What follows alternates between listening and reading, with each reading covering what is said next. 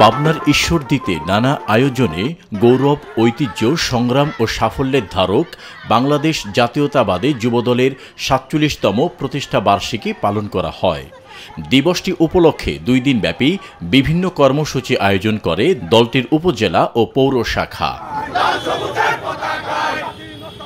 প্রথম দিন সকালে বিএনপির কার্যালয়ের সামনে জাতীয় ও দলীয় পতাকা উত্তোলন করে দিনের কর্মসূচির উদ্বোধন করা হয়। পরে নেতারা বিভিন্ন স্থানে বৃক্ষরোপণ কর্মসূচিতে অংশ নেন।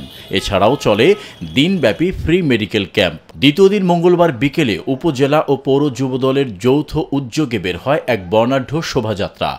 শোভাযাত্রাটি শহরের প্রধান প্রধান সড়ক প্রদক্ষিণ করে বাজারের ১ নং গেইটে গিয়ে একটি সমাবেশ অনুষ্ঠিত হয়।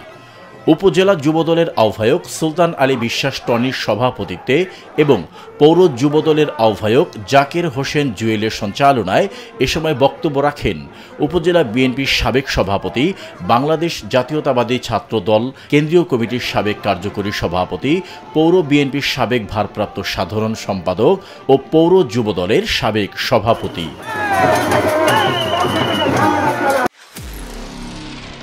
নিরপেক্ষ, সত্য প্রকাশে আপোষহীন।